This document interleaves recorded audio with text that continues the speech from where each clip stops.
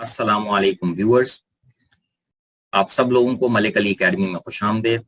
आज के लेक्चर में हम ट्रांजैक्शंस के ऊपर बात करेंगे, तो चलें शुरू करते हैं। सबसे पहले ट्रांजैक्शन होती क्या है? तो transaction is a logical unit of work that must be entirely completed और aborted.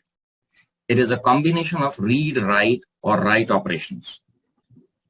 For example, series of related update statements, series of insert statements, and combination of select, update, and insert statements. अच्छा, अब सवाल ये पैदा होता है transaction है क्या? ट्रांजैक्शन में बेसिकली बहुत सारी स्टेटमेंट्स आप इस तरह से एग्जीक्यूट करते हैं कि या तो सारी की सारी स्टेटमेंट्स सक्सेसफुली एग्जीक्यूट हों या फिर कोई भी स्टेटमेंट एग्जीक्यूट ना हो, उसका इंपैक्ट इस तरह से आए. तो नॉर्मली हम जब भी हम एक ब्लॉक बनाते हैं ट्रांजैक्शन का, तो हम एक चीज हम बिगिन करते हैं, हम एंड करते हैं, बीच में हमने जितनी भी 100 स्टेटमेंट्स देनी है, 500 स्टेटमेंट्स देनी है, 50 स्टेटमेंट्स देनी है, सब की सब ये जो हैं ये ट्रांजैक्शन के अंदर आ जाएंगी. अब जब ये स्टेटमेंट्स ट्रांजैक्शन के अंदर हैं, फर्ज करें 100 स्टेटमेंट्स हैं, इसमें से 99 स्टेटमेंट सक्सेसफुली एग्जीक्यूट हो गई, मगर किसी वजह से लास्ट स्टेटमेंट सिस्टम फेलियर की वजह से एग्जीक्यूट नहीं हो सकी, तो ये तमाम की तमाम स्टेटमेंट्स रोल बैक हो जाएंगी, यानी as a one unit execute होंगे. सिस्टम इनको वन स्टेटमेंट कंसिडर करेगा. कंप्लीट होंगी तो सब कंप्लीट होंगी, वरना कोई भी कंप्लीट नहीं होगी. तो ये मतलब है लॉजिकल यूनिट ऑफ वर्क. इसके अंदर हमारे पास रीड स्टेटमेंट्स भी होती हैं, राइट करने की स्टेटमेंट्स भी होती हैं, रीड राइट कॉम्बिनेशन भी होती है, ये सारी चीजें होती हैं. अच्छा, अब सवाल ये पैदा होता है कि हमें ट्रांजैक्शन की जरूरत क्यों महसूस होती है?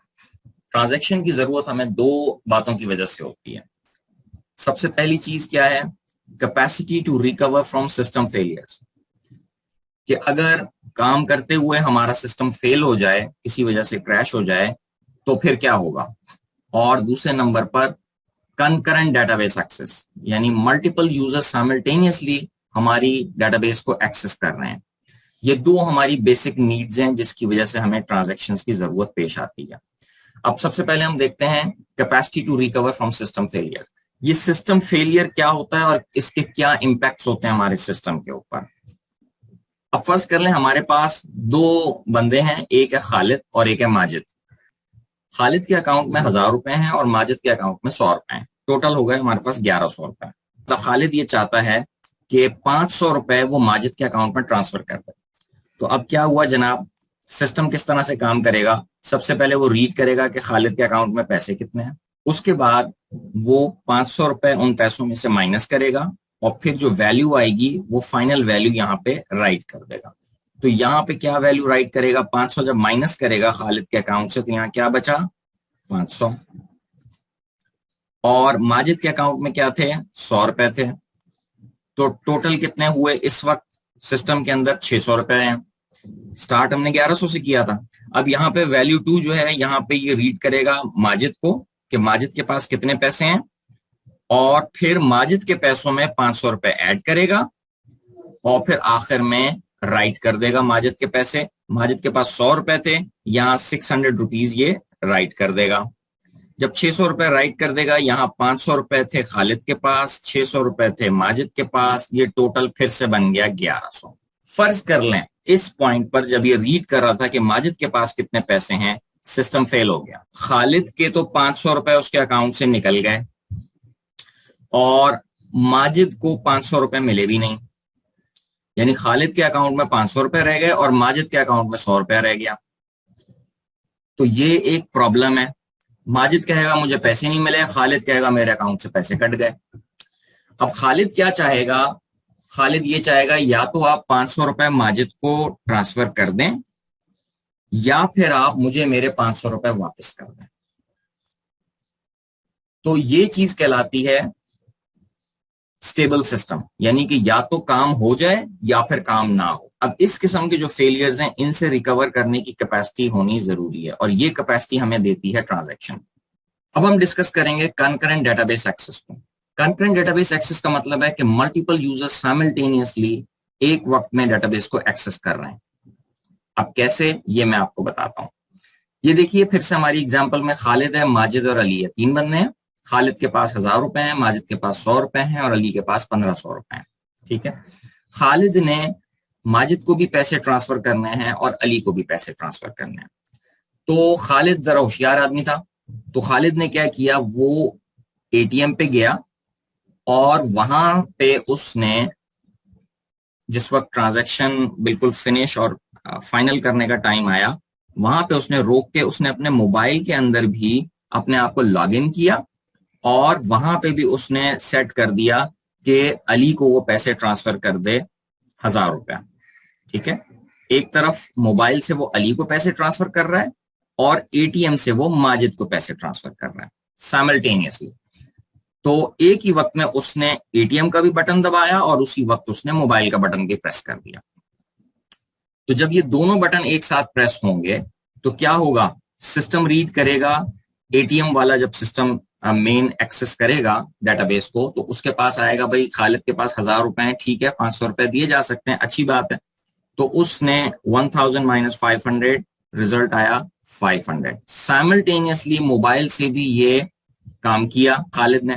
तो जब साइमल्टेनियसली उसने ये काम किया तो फर्स्ट टाइम पे उसको फौरन क्या मिला कि जनाब 1000 है, 1000 रुपए है, तो 1000 में से 1000 आप ट्रांसफर कर सकते हैं, कोई मसला नहीं है। तो उसने कहा 1000 माइनस 1000, ठीक है, आउटपुट 0 हो जाएगा।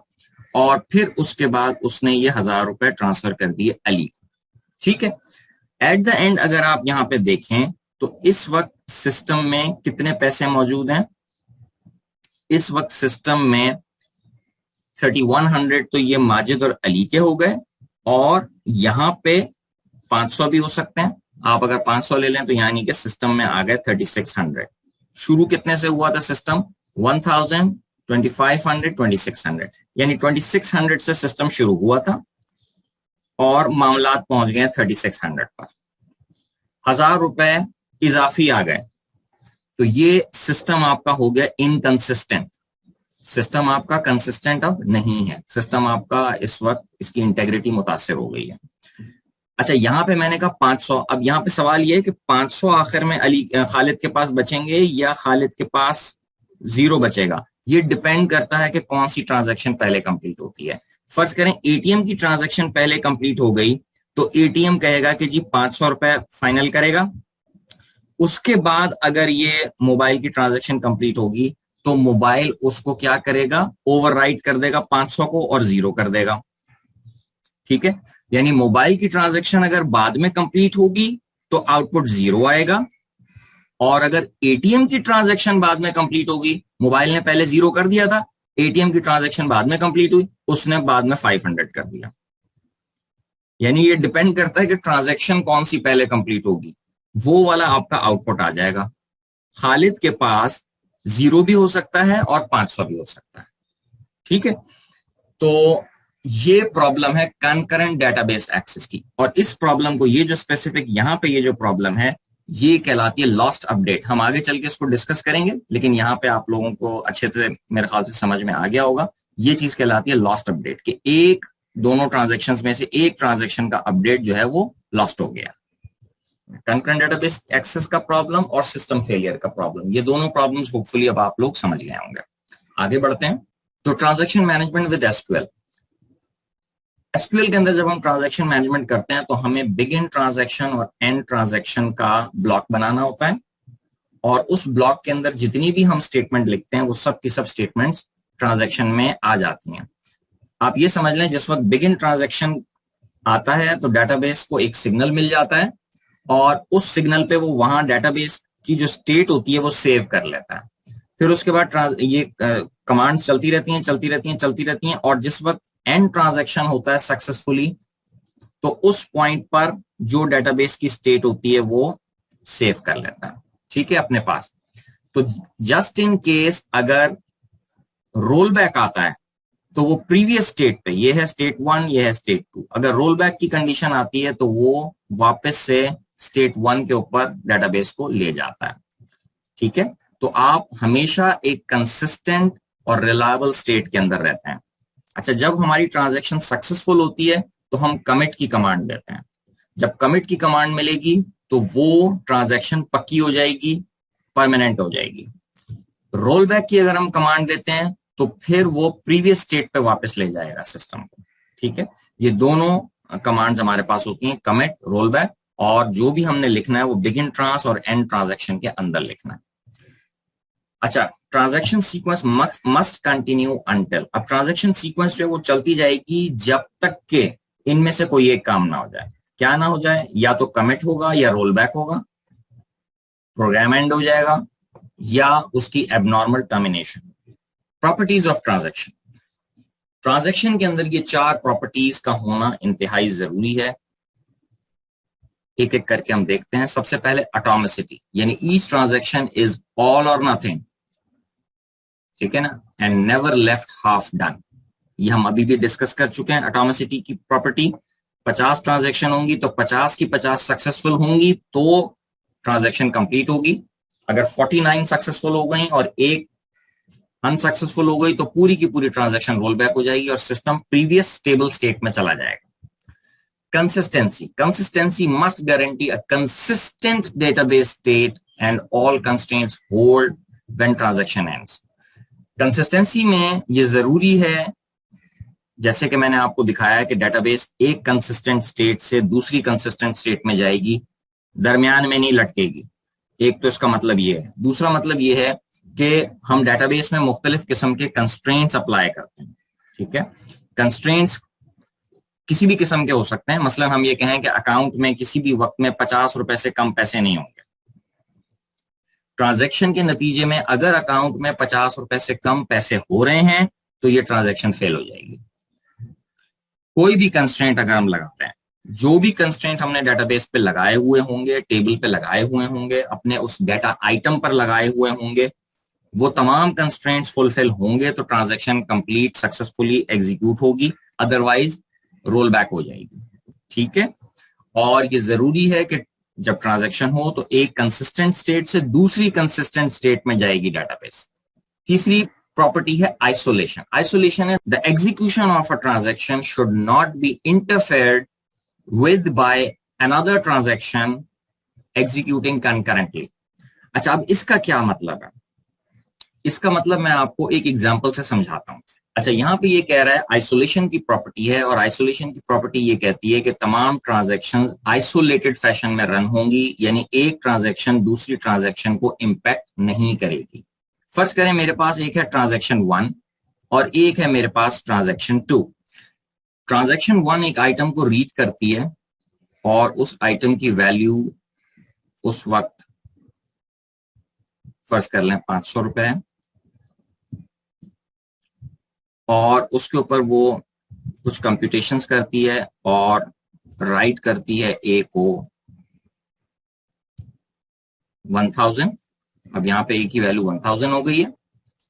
अच्छा, अभी ये ट्रांजैक्शन चल रही है, खत्म नहीं हुई है, कंटिन्यू हो रही है, ठीक है। यहां से ये शुरू हुई है ट्रांजैक्शन और ये ट्रांजैक्शन यहां तक चलेगी, ठीक है। इसका कमिट यहां पे आ रहा है, एंड ट्रांजैक्शन या कमिट जो है वो यहां पे है। ट्रांजैक्शन 2 जो है वो यहां पे रन होना शुरू हुई और यहां से शुरू हुई है ट्रांजैक्शन 2। ट्रांजैक्शन 2 ने जब रीड किया ए को तो उसके पास वैल्यू आई कि जनाब ए जो है वो क्या है, वो है 1000। ट्रांजैक्शन 2 ने फौरी तौर पर कंप्यूटेशन करके यहां पे राइट कर दिया ए को 1500,